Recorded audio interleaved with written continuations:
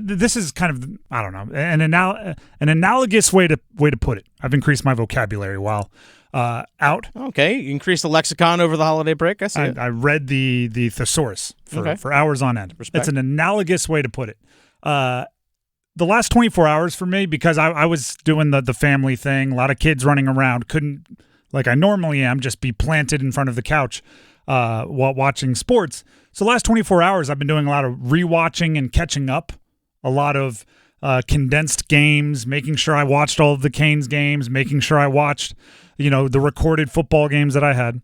And I actually had this thought while watching one of the few games I did watch live, the North Carolina State UNC football game. If you had watched none of those two teams over the last 4 seasons, and you only watched the game on Saturday, the North Carolina State UNC season-ending game this year, that's the only game you've watched of these two teams in the last 4 years, you'd get it. That's all you need to watch.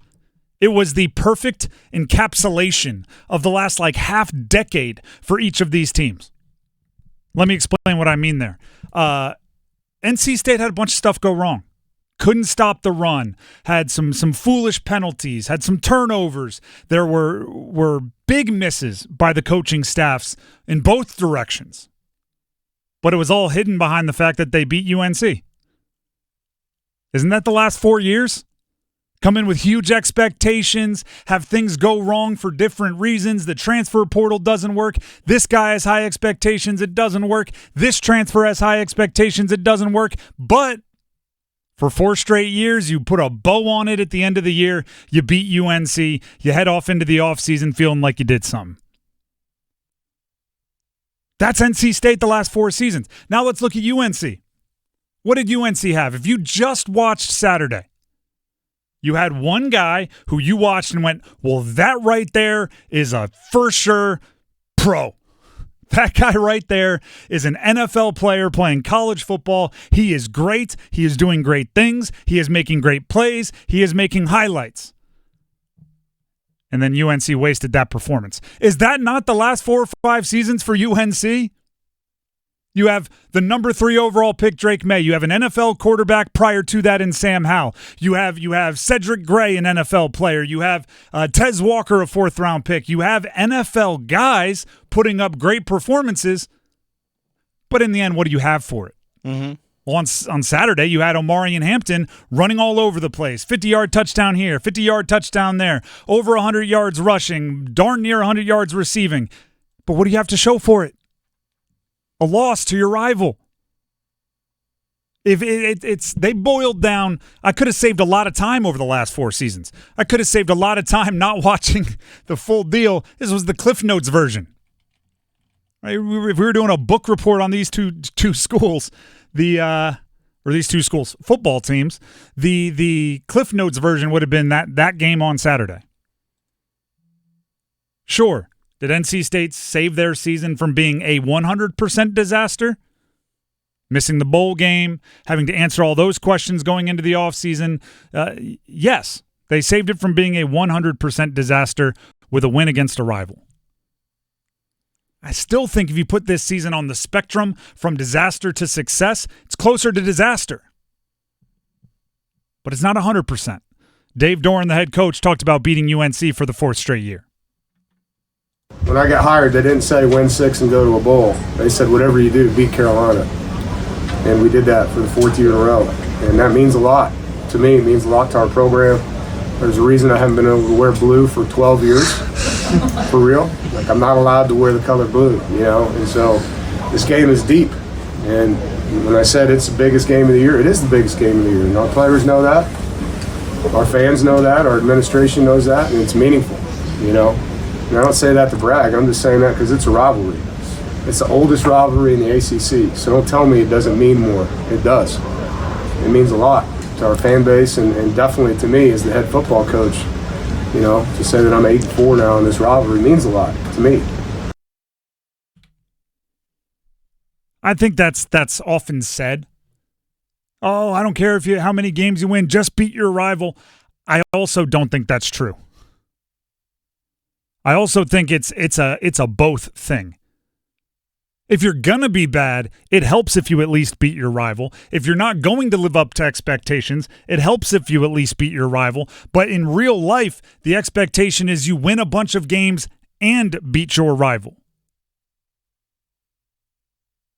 Oh, they didn't say win 6 games and go to a bowl game. Well, they don't have to say that. You're a football coach. I think the expectation is very obvious that winning games is what everybody wants, and then they put the added emphasis on the rivalry.